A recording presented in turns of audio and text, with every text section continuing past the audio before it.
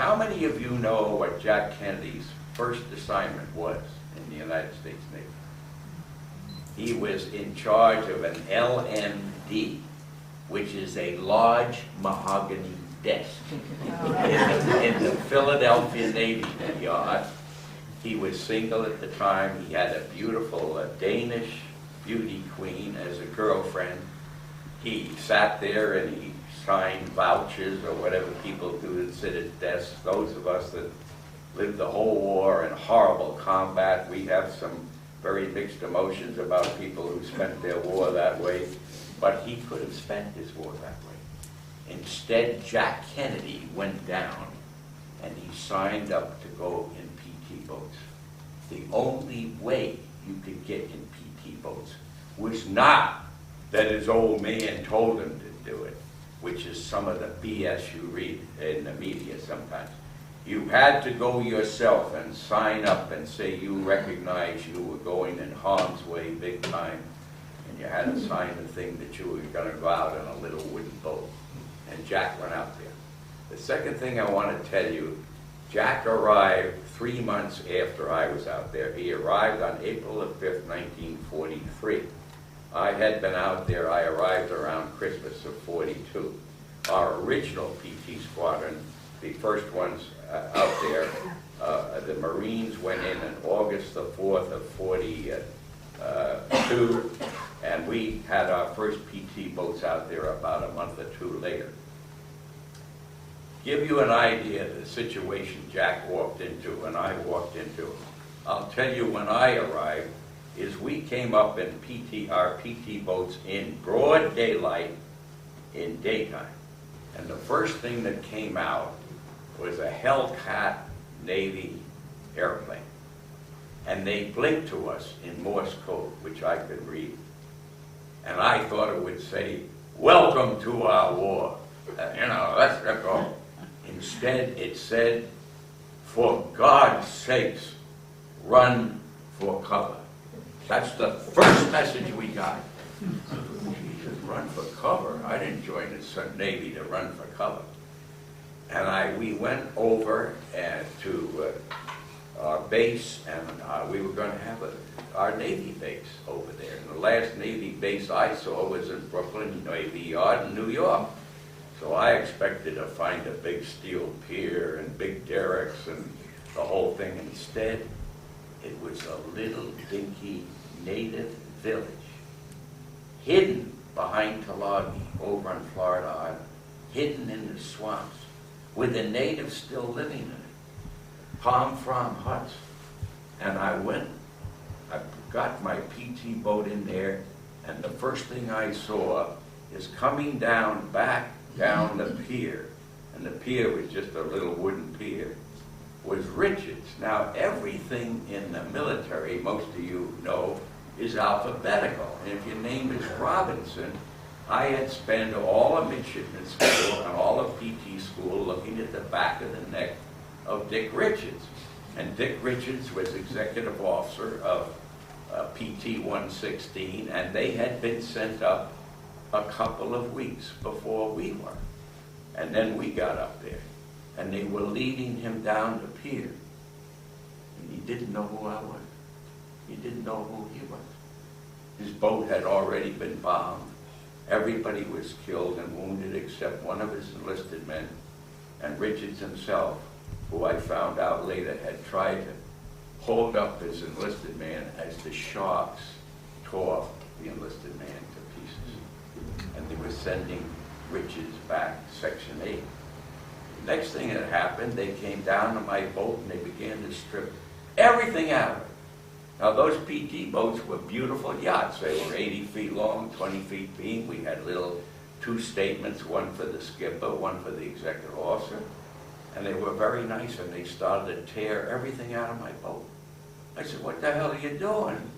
They said, "First of all, you're going to sleep in a palm frond village, or you're going to sleep in the mud your whole time out here. You're going to be in native villages.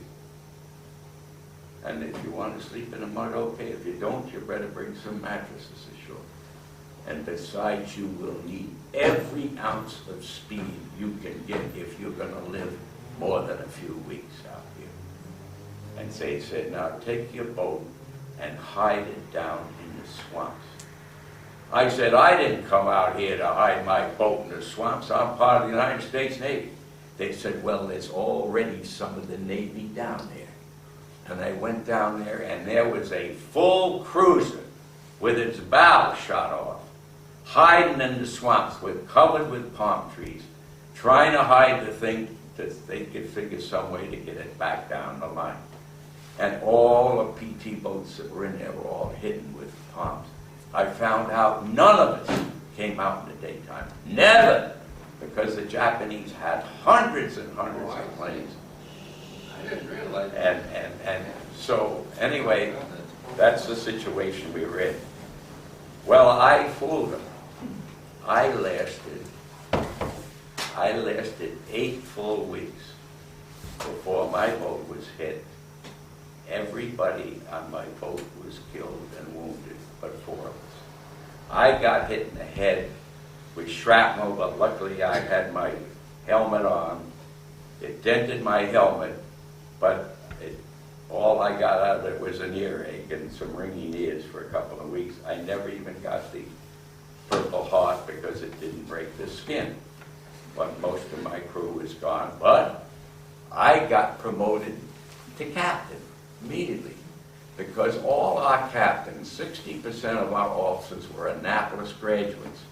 So all the captains were Annapolis graduates, and they made us 90-day wonders, which I was, which had, in 3 months, they tried to make us officers and gentlemen. And my wife said they succeeded with me in the first part, but never the second part. But so I became captain of an LST. I got promoted almost immediately.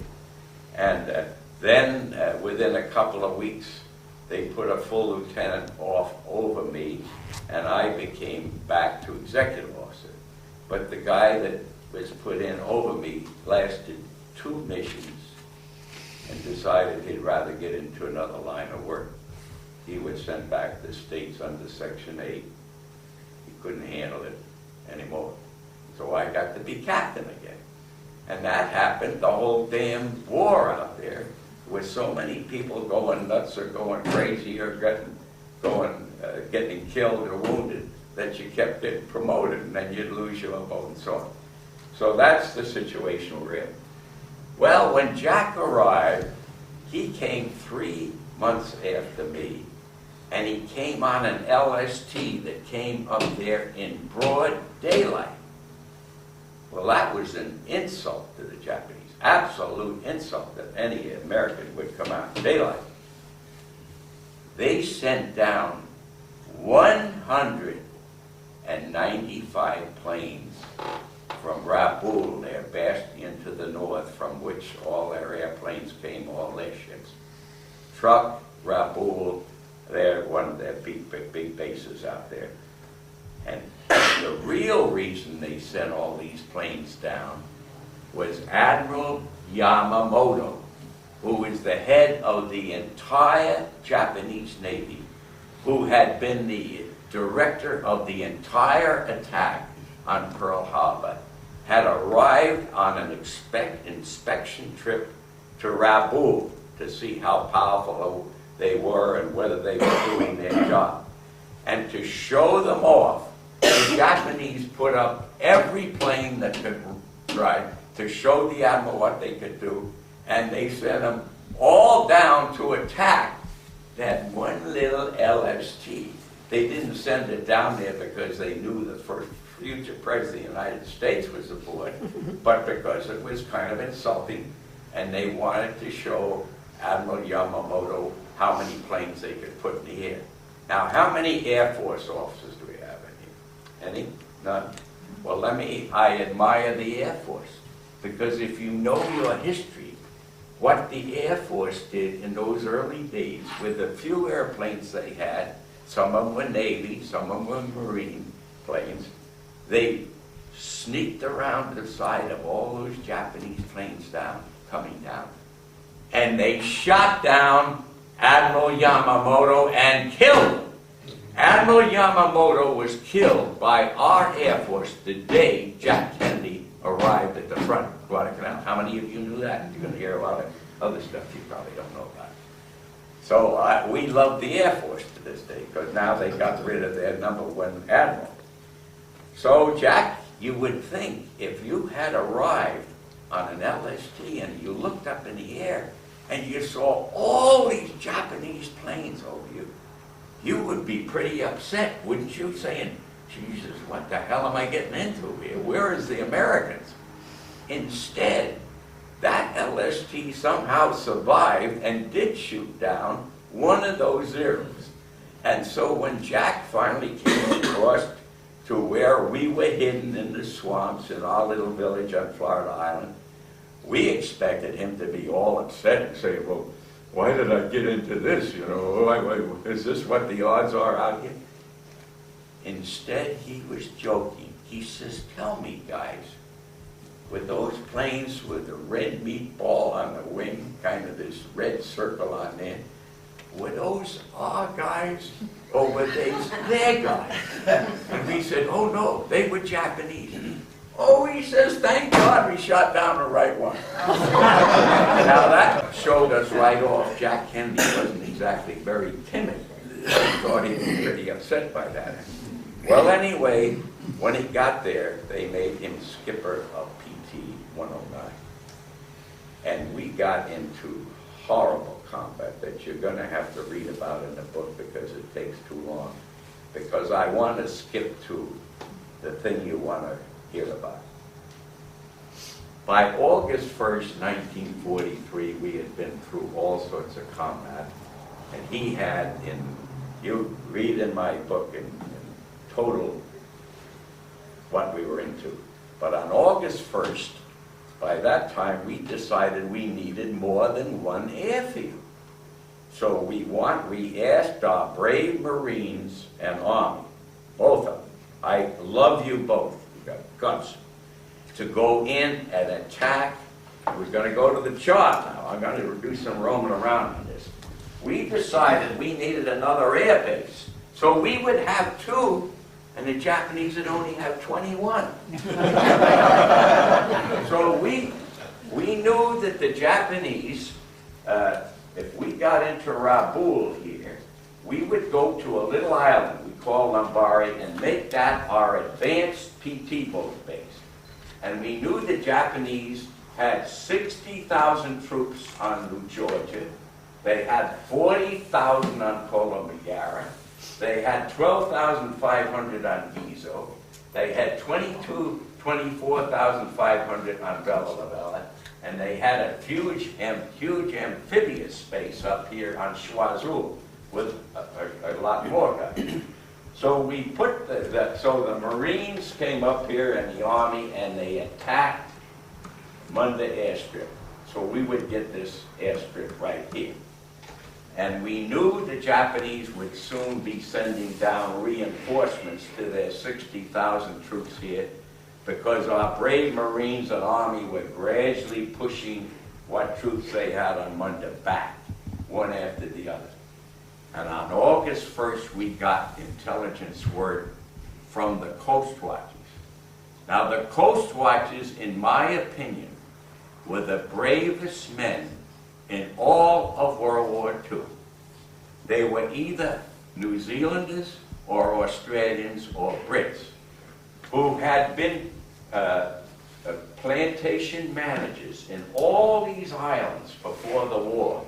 All these islands were beautiful palm trees full of coconuts. And from that coconut oil, they got these beautiful soap. They put palm olive soap in, and where some of these ladies with their beautiful complexions got before World War II, palm olive soap. And we would put these New Zealanders and the Brits ashore at night. And we'd sneak in there and we'd put them in a little Avon raft. And before they got into the raft, they always handed me a letter. And they said, see if you can get this back to my little wife. It was their last goddamn letter they ever wrote. We knew it. They were going to die. They had a life expectancy. or 4 months as an average. They would go in and they'd blow up the little raft and they'd sneak in. And the natives all recognized me because they had, in fact, they were the boss of the natives. And the Melanesian natives hated the Japanese because the Japanese would rape their women, they'd murder the natives, they were just awful. And they would do anything to help us, anything. And so we would put these Brits in there, and they had radio direction finders. And they would always go to the highest point in the land, and they would radio what the Japanese were doing. And so on August 1st, 1943, they radioed that the Japanese were coming down with a major reinforcement of almost 1,000 troops, actually 950 troops, down here to reinforce their troops on Moni. And they were going to be in 5 destroyers. And they were coming through Blackett Strait. Now sometimes they came down here through Kula Gulf. And we had another PT boat base that we put over here where I was later stationed that patrolled Kula Gulf. But I had arrived out here. Now my boat had been damaged. So my skipper, which was the 4th skipper I had, was a Naval Academy guy who turned out to be a good one and a great one. And he was the skipper the rest of the war. He was one of the few of us that made the whole war through. So our boat had been damaged, so my skipper said, I'm going to take our boat way back down the Guadalcanal to where we have the only floating dry dock we have to fix our boats. And Robbie, you get on another PT boat base, and you go up to this base here and start going on missions on other boats so you find out what it's like out here. So I got on a Squadron 10 boat, and Squadron 10 had just arrived, and their boats were made with stripes on it. The original boats we had were, of course, light navy gray, but we immediately had painted them all dark green and black because we hid them in the jungles and were out at night when the navy light gray was too visible. But the Squadron 10 came out with zigzag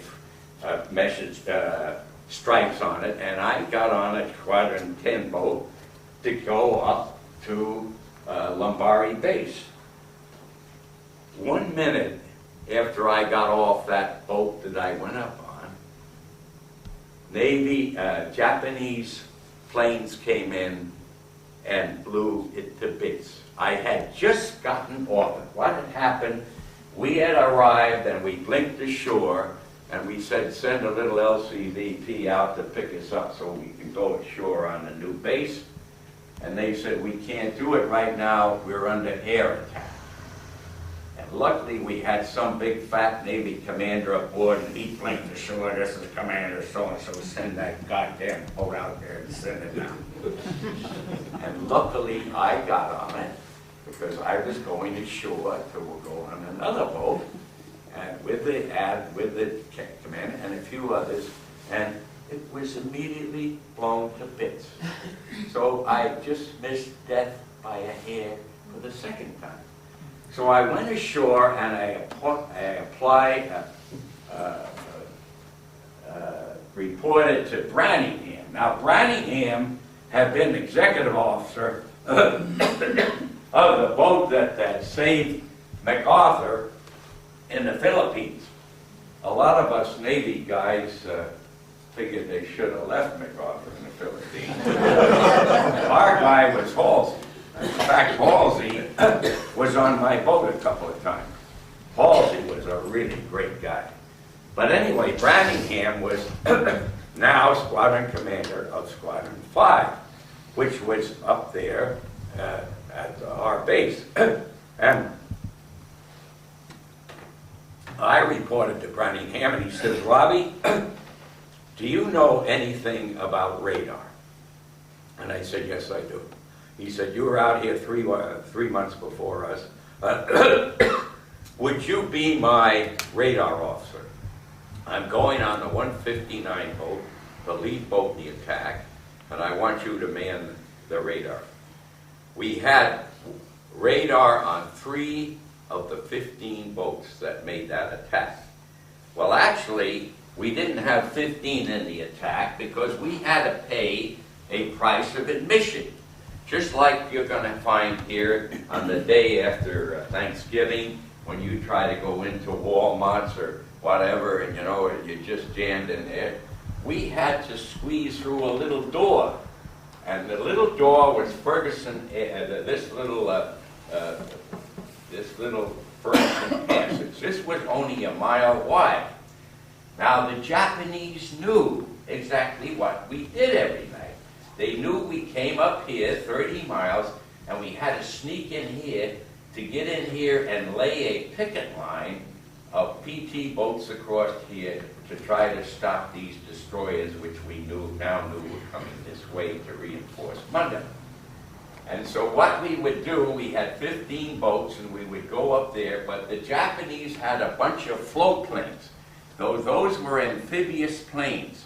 We used them because they could maintain an airspeed of only about 80 knots. So they could hover over this passageway back and forth, dropping parachute flares after parachute flares to first find us and then kill us before we could get through. If they did not destroy us before we went through, they had to go back and commit hara-kiri. They had to fall on their own swords.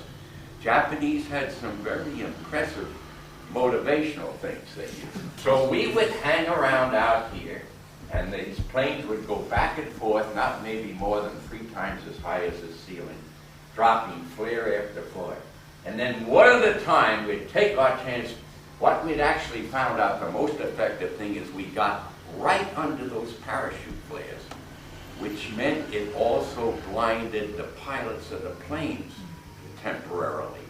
And also, some of you ladies can tell us that before World War II, DuPont had not manufactured nylon. So most of your little panties and little goodies were silk. Well, you couldn't get the silk during World War II. So we would wait till the parachute came down and the flare would go in the water, and we would send the silk home. And I usually point out that my wife standing here is now wearing a pair of Japanese silk parachute panties. And I wouldn't be kidding. So anyway, what we would do, then we'd go rushing through. And we'd got one through a time. Well, of the 15 boats, 3 of them never made it through. Gone. So we got in here, and what we would do, we would normally try to do would be just like a football game.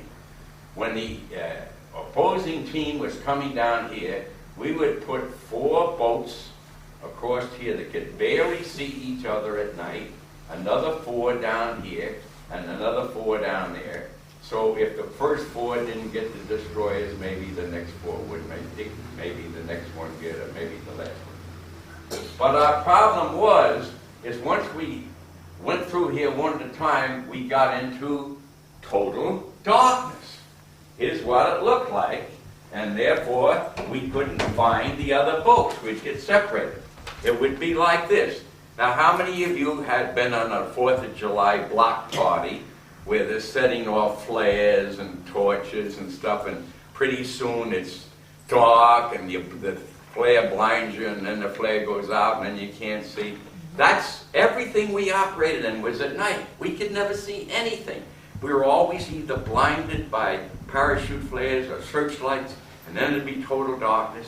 And so we would run into each other, and we couldn't find each other, and it'd be confusing, and that sort of thing. We operated the whole war that way.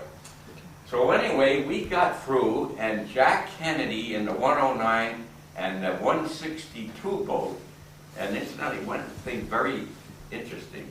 The boat that was nearest to Jack Kennedy when he was rammed was the 162 boat, and on that boat was a John ONeill, who ended up living about 20 blocks from me in Sacramento after the war. He used to come to all my speeches, and he would take over the speech for a while, and I'll tell you the part. And so he was there. And so Anyway, we got into position, and we were the lead boat, and we were on the 159 boat that night, and I was standing next to the commanding officer of the entire pack, who was planning in, and I was down in the target, down looking at the radar screen. And we were all waiting for the attack. Now, the other thing I got to tell you about PT boats and their situation, as you may or may not know, there have been 6 Mommy Dearest books written saying Jack Kennedy was a bum and a cow and so on. All by people who were never in World War II, never in the United States Navy, never on a PT boat. One of them so young he wasn't even alive when Kennedy was assassinated. But unfortunately, with the constitutional thing, number one, you can write almost anything you want in this country. I found out, even the History Channel can screw up, which they certainly did with me. So, anyway, Section 8, for one or whatever it is, the Constitution allows freedom of speech, and that's interpreted to allow all the crap you read in the grocery store racks and all the stuff that's going on off that. So anyway, we were waiting for the Japanese, but let me tell you the situation we're in. First of all, we were all sick. All of us were sick. We lived in native villages with the natives. The natives had a life expectancy of age 35. They were living in medieval times. They had no medical care whatsoever. They'd never seen a doctor.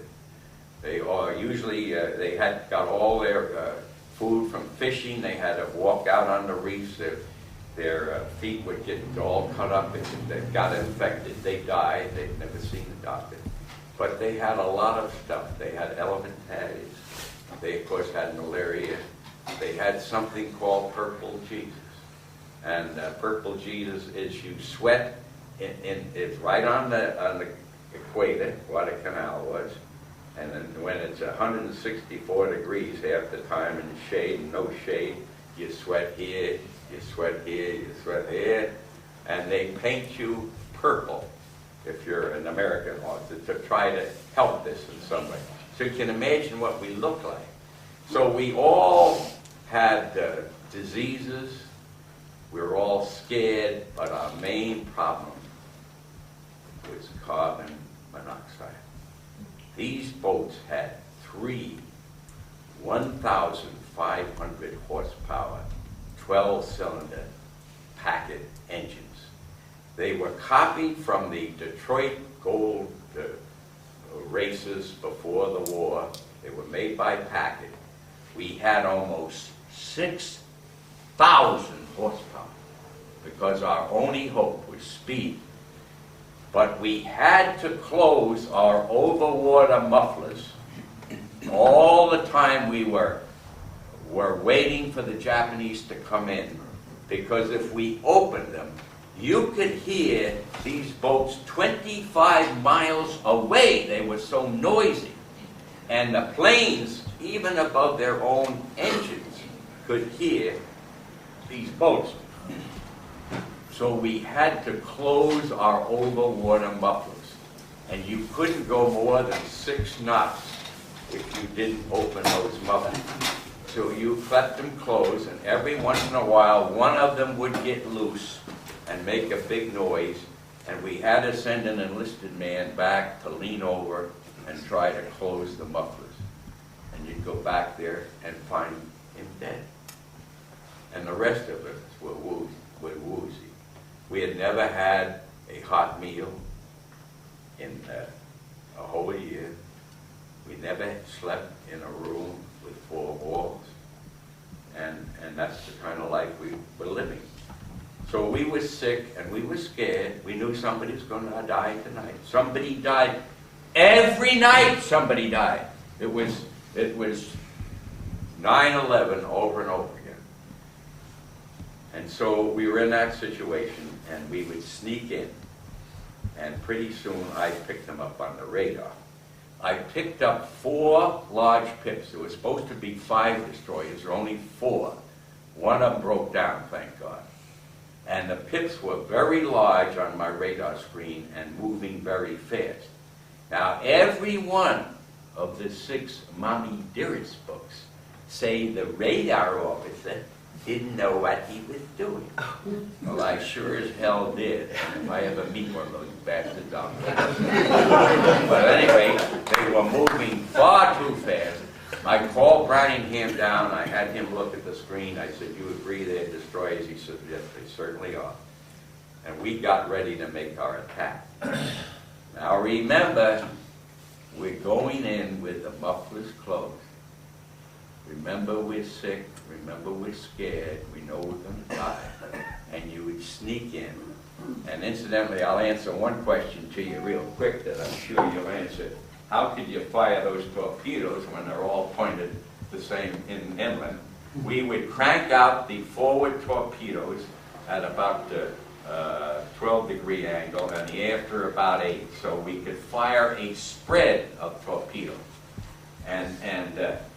So they would be cranked out, and we would, once we were going in for our attack, we would arm the torpedoes and we'd sneak in at very slow speed. Now, we only had radar on 3 of those 12 boats. And Jack didn't have radar. All he saw was what he could see in the dark from 5 feet off the water. Now, the Japanese knew exactly when and where we would attack. They knew we couldn't attack in the open water up here because we couldn't find them. And we knew that down here where it got too narrow and too close, we couldn't find them. So they knew we had to attack here. They also had charts much better than ours. We were using British Admiralty charts because the British owned the Solomon Islands. Some of these charts were built for 1890, for God's sakes. One of them said, this island, the whole island is probably 3 miles due west of where plotted. But, and all these had huge reefs all around them, which means the Japanese had planned this whole thing ahead, and they had the best charts you ever could imagine that allowed them to go right inside. And we couldn't get inside them and attack them from this side because they had 60,000 troops with artillery, mortars, just waiting for us. And this island was a large, dark island, so we would have to attack open, silhouetted by the open sea, whereas we could hardly see them mashed against the darkness of this huge mountainous island. That was a huge disadvantage. They could see us much better than we could see them. So we sneaked in, and they also had a little guy way up about 100 feet high in a turret, whereas the rest of the PT boats that didn't have radar were you down 5 feet off the water. And if you remember physics number 3 in high school, your distance across the horizon, direct response to how high you are off the water. So they saw us real early. They knew we were going to attack when and where and from what direction. They would have all their 5-inch guns, actually 4.7s, but similar to our 5-inch guns, all pointed on the starboard side at the way we were going to attack. All their anti-aircraft guns, and 900 and something troops, all lying shoulder to shoulder with machine guns and rifles, all ready to kill us, and we knew it. So we sneaked in very slowly, and then they would see us. And when they saw us, their searchlights came on. You know, any of you been over here to the Cal Expo during the State Fair? You know that beautiful fountain they have in the State Fair with searchlights on it? It's so pretty. Immediately after the searchlight, all it would remind me of is when I went to Duke University, I had this little southern gal friend, little Jenny Ray. Duke University is in North Carolina, and us Yankees that came down there, we went to Duke, but they went to Duke. We and little Jenny Ray, my little ray of sunshine, she went to Duke. And eventually got a 1934 Ford convertible. How I did that is a terrific chapter in my book. Because I was the poorest kid in history that ever went to Duke. And I would take little Ginny Ray out, and I had the New York license plates on, and I'd have the radio playing, and man, I was like King Kong. And we would park on Lover's Lane. Now, in those days, you didn't do it. The kids did today. You did a little necking. And the campus cops would come along, and they'd put that big searchlight in the window. Oh, my God. And we'd put a little Ginny Ray and I necking a little bit. Well, I always thought of that when those Japanese searchlights came on. It was horrifying. And the lights come on, and suddenly you all light up, and immediately, just like over in the state park, were all these beautiful fountains all around. All 5-inch shells exploded, knocking the boat sideways, throwing water over on top of it, knocked sideways. And then, and this is the most important thing I'm going to say the whole night, then and only then were we allowed to open our over-water mufflers and go over 6 knots. Up to then you had to just keep them closed, keep slow, and then only when they are open could you push your throttles forward and go racing in. Well, we went racing in, and we went into 1,400 yards. That's 1,400 yards. That's 14 football fields that night anyway. Now that sounds like a long ways, but when you have 4 Japanese destroyers, they had 2 triple mounts forward. That's 6 guns. They had 3 triple mounts afterwards. They had 12 5-inch guns on every time 4 destroyers, all firing at us, all their pom-poms, all of us. And we would go rushing in, speeding in until our guts came out. Well, our guts came out at the 14 football fields, and we fired our torpedoes. Now, after we fired our torpedoes, we had to make a very tight turn. How many of you are water skiers? Well, you know, anyway, even a high-speed boat, when it makes a tight turn, when it's going fast, it mushes down and stops. And there you are, sitting there almost dead water, making that tight turn. That is when you're going to die. And the only reason I'm alive today, or any PT boat guy is alive today, is when the Japanese saw us make their turn, they knew our torpedoes were headed for them, and they had to take an evasive maneuver. They had to turn sharp into us to reduce that target that we had of their long broadside, so they were pointed, just their narrow bows were pointed at us, because those torpedoes were headed towards them, and they knew it. Well, they would be going at top speed too. And so when they made that turn, it would throw off their gunners, because the gunners on this side would all be firing into the water, and the ones on this side would be firing into the air. And that's the only thing that saved us. And after we made our tight turn, we would have lost 6 tons in weight, because each of those torpedoes weighed 1.5 tons. So then we would pick up speed, and we had on the stern a smoke screen, a white smoke screen. White smoke is very effective against searchlights. Again, go back to your 4th of July street parties. Pretty soon with the white smoke from the flares and all, you can't see across the street, right? Well, that would help us. And once we got behind that smoke and had lost all that weight, we would pick up high speed, and we would maneuver at high speed and get out alive. Once you made the turn, you had a good chance of getting out alive. But a lot of you were going to die when we were making that turn. But when I say the Japanese knew that our torpedoes were headed right for them, we knew differently. We were using World War I, 30-year-old they ever reached the target. It was a miracle. That's all we had. In fact, some of you know, and you can check this, that the head of the admiral that was head of the torpedo war school, which was in Newport, Rhode Island, was court-martialed because even the Italians had electric torpedoes by that time. We had the old World I Mark 8 torpedoes. They had hot runs, they had dry runs. As a matter of fact, we would have been going faster than the torpedoes, and sometimes we'd get ahead of our dog and right behind us, for God's sake. We'd get by our own torpedoes. It was suicide work for hardly any results most of the time.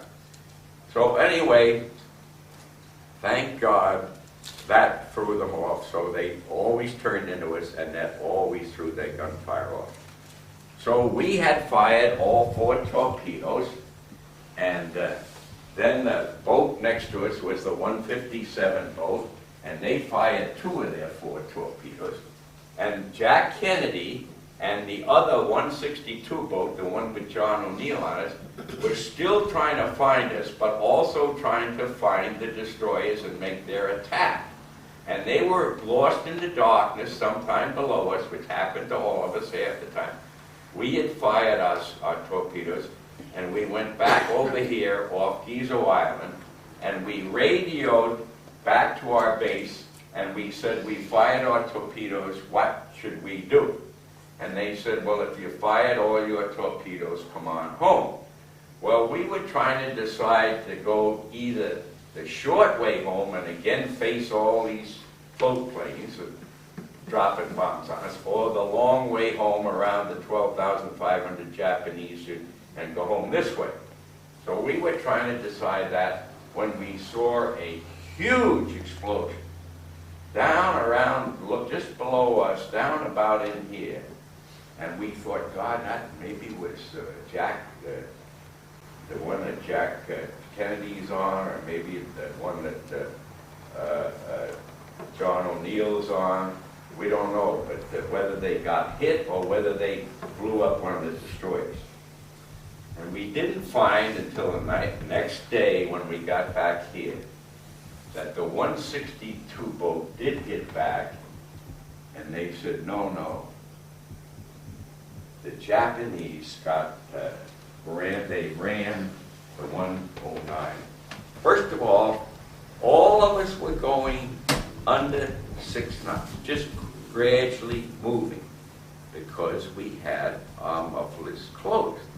And you couldn't go over that. If you tried to speed up before you opened your mufflers, you had to open your mufflers, you had to push a little button up here on the cockpit, which sounded a loud horn down in the engine room where the machinist mate down there was lying drugged with carbon monoxide, scared, hiding between the engines.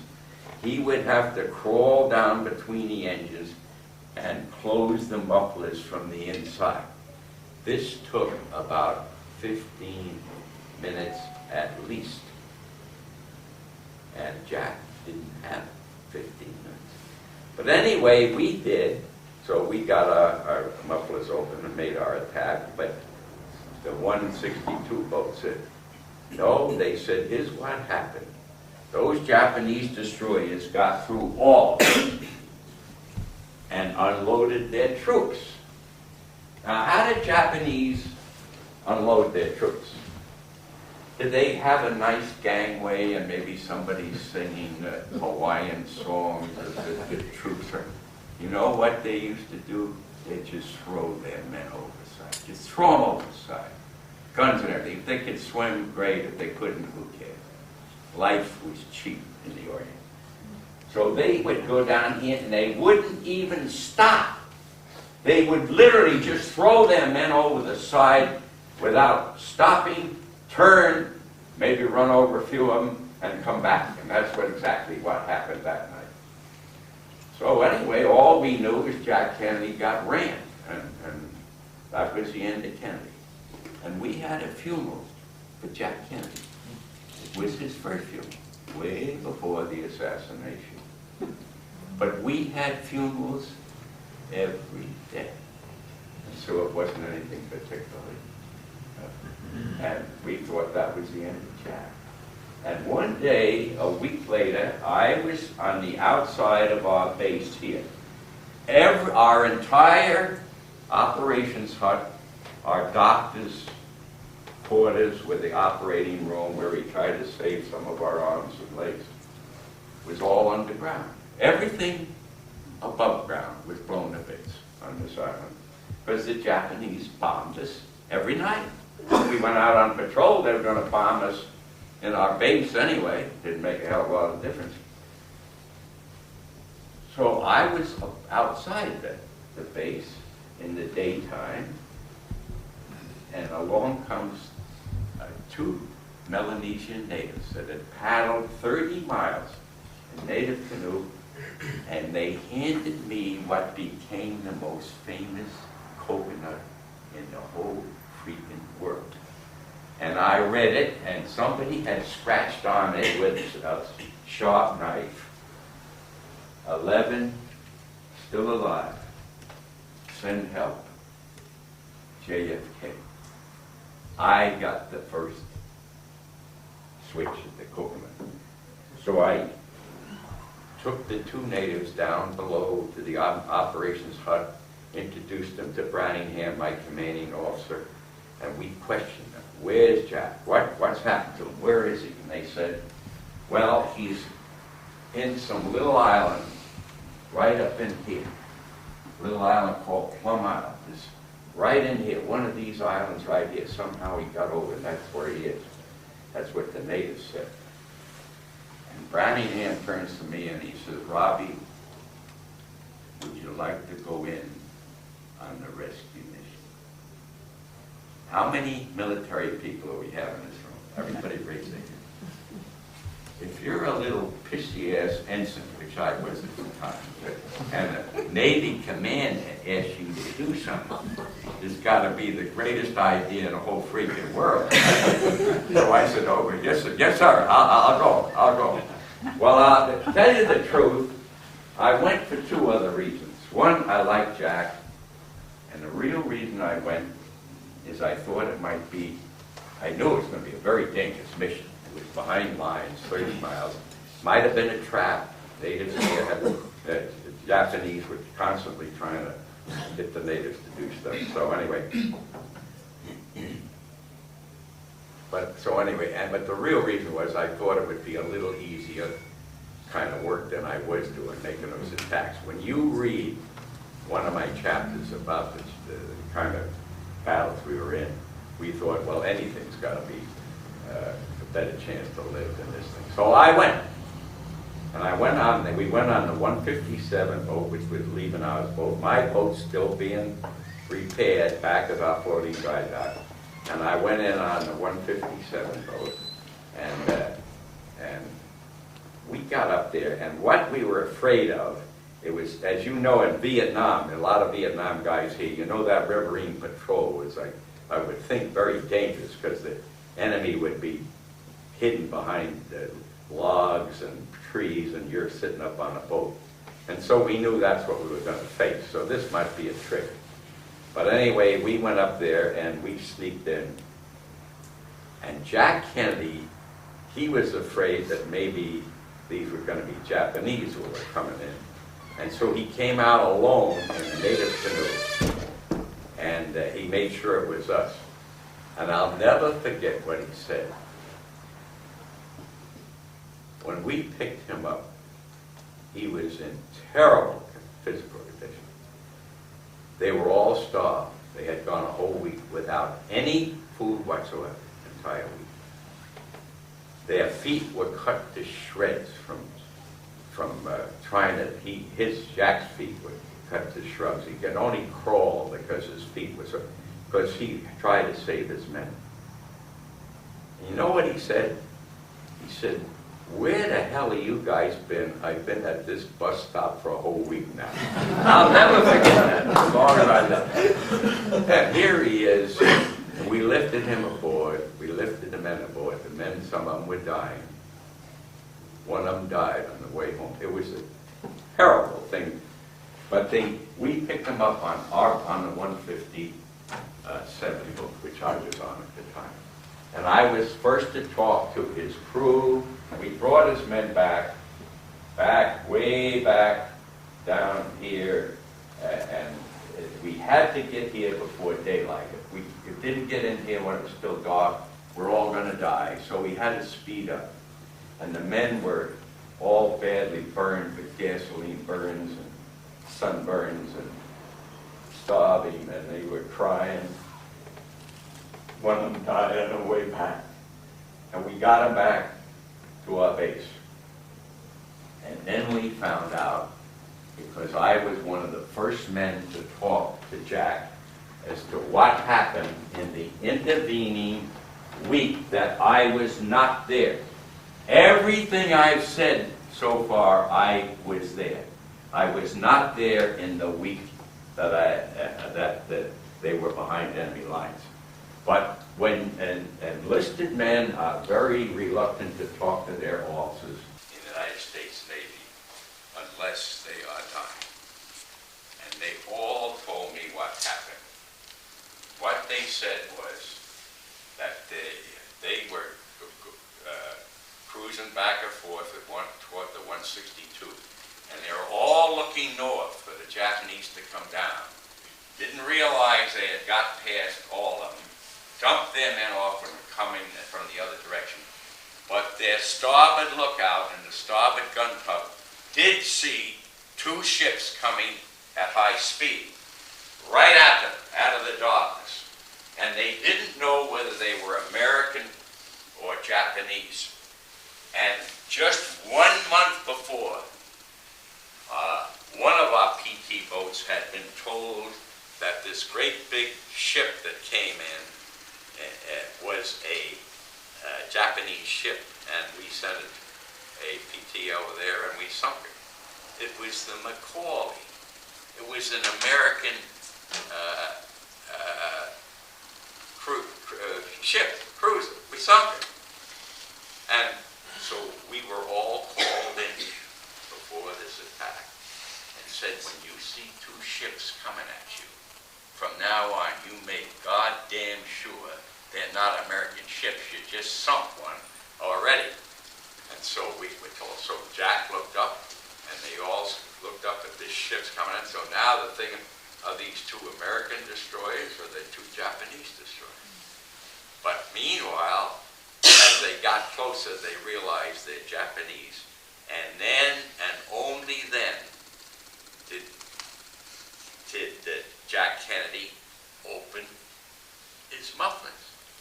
Because it was against the rules to open your mufflers because they could be heard unless they're actually the enemy. So what Jack did, he looked up in horror and he shoved his throttles forward about the same time as he pushed his button for the enlisted man down in the engine room to open the mufflers. Well, when you're going only 6 knots and you shove that throttle forward, your engine's crapped out. They're all backed up in there, all that carbon monoxide. He shoved it up to get out of there. His only chance he had, he shoved it out, and the boat stalled. By that time, the mufflers got open. He then tried to start it again, and it was all over.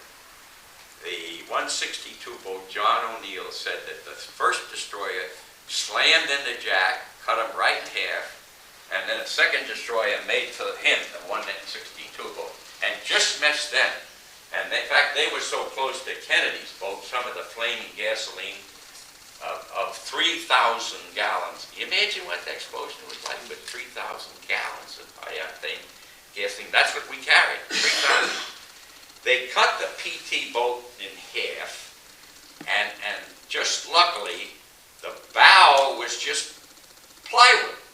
The aft part, where the torpedoes were, most of the guns, other than that one gun, sunk immediately. And when it, of course, went to the machinist's mate and so on, and down it went. Now, when that destroyer hit Jack, it hit him on the starboard side, and it threw everybody into the water. Those destroyers went about 49 knots. They were really moving. And they threw everybody in the water except Jack and the radioman. Jack was at the wheel, at the helm, his radioman next to him. And Jack was thrown against the side of our cockpit there that has an iron bar, because these boats go so fast, they jump like this, you have to hang on. We have had a lot of broken legs and arms in PT boats, particularly back in the Atlantic in the winter when we were practicing, because the boats had been, you could see right under them sometimes, going so fast and banging around. Well, Jack was thrown against that, and that ruined his back for life. You know, Jack Kennedy had a bad back the whole time he was fed till the day he died. And the radioman was thrown against him. But at least they were safe aboard the hull, whereas all the rest of the men were thrown into the flaming gasoline. And John, his executive officer, Lenny Tom, said, the radioman said to me, he says, Mr. Kennedy and I were both safe on the boat, and the rest of everybody was thrown into the flaming gasoline. But he said that the destroyer was going so fast, it carried most of the flaming gasoline burning on top of the water away from the wooden hull, but the enlisted men were thrown far enough so they were in there. And he said, Mr. Kennedy, like a damn fool, dove into the water. Could have stayed aboard his own boat, unburned and so on. And he swam out into that flaming gasoline, and one at a time, he towed his men back to the hull of the boat. And Jack said the only thing that saved them was that flaming gasoline wasn't right under the hull. So they found they could all crawl above the floating hull. And the next morning they found themselves all hanging to the hull. A lot of them badly burned. Nothing worse than gasoline burns. A lot of them hurt. And they found themselves drifting gradually over towards Kolomagata, where the Japanese had 40,000 troops, shore batteries, because they got hit right about here. They were drifting slowly towards death.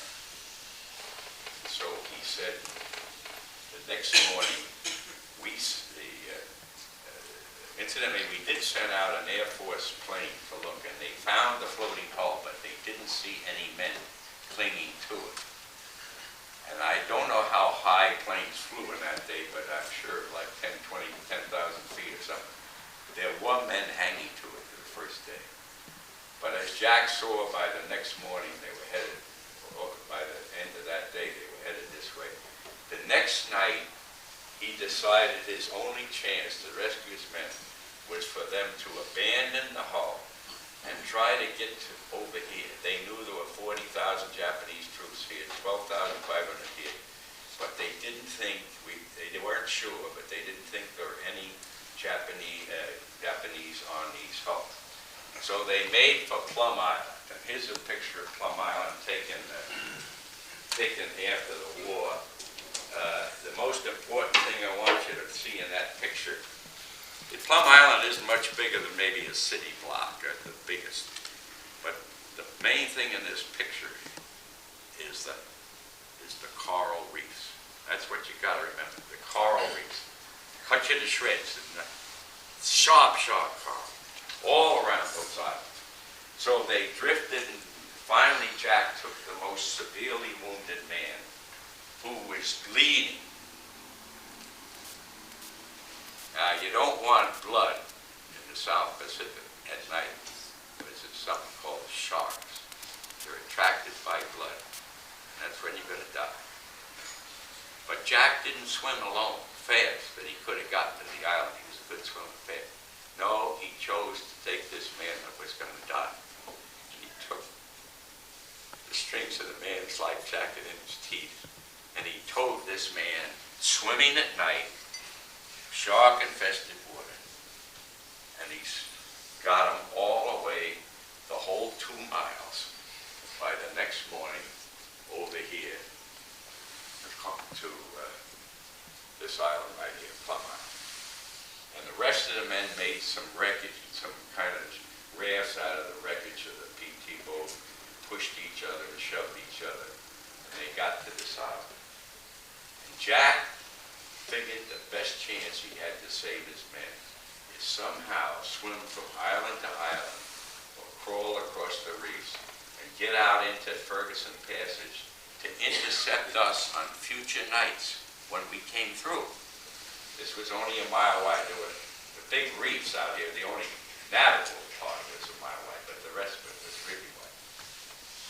But there was a strong current, big waves through here, and we did come through on subsequent nights. But where were we looking? We were looking up at the float planes that were trying to murder us, dropping the flares. We were blinded by the flares. We were trying to watch up. We weren't looking at some little guy with a little flashlight in an underwater lantern trying to attract us, because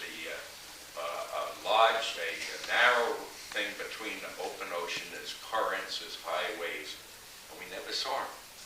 We went through there subsequently. Well, he did it night after night. And when we finally picked him up, his feet weren't shreds. His whole body wasn't shredded because he would stumble and crawl, and he never asked his enlisted men to do it. He said, no, I was the best swimmer. And I left Lenny Tom with the men, the Iron Executive Officer. Oh, that's what the Mommy Dearest book said. Naval Regulation 552-3-667 says you never abandon your men, but Jack abandoned his men. Anyway, so Jack went, and he went alone. He went night after night. We picked him up and we brought him back. And I talked to his men, and he said, we never got a thing to eat. We ate some we tried to get some coconuts down. We licked the water off the leaves because we had nothing to drink. Gradually, we watched the rest of us die. When we picked them up, they were in awful shape. Well, we sent Jack back down, way back down to Tulagi, back to our rear base back there. And we put him in a tent. And here's a picture of the tent. And Jack finally got his feet healed. And he was limping around on a cane like this, exactly like this. It's now in the Smithsonian, the original. And he finally could walk a little. And I took his picture when he could first stand. He said, look, I can stand on one foot now. I took his picture, and this is this picture here. And he took my picture, and you've never seen that anywhere. Which one is cutest? Not bad. I'm wearing a Jap hat. One thing you'll notice, look at the way we're dressed. We're dressed in rags. We sent all our uniforms home. All our gold braid turned green with the heat and the equator. But Jack kept his hat, and I took that picture of him, and he took that picture of me. Little did I know they both end up in the Smithsonian Institute.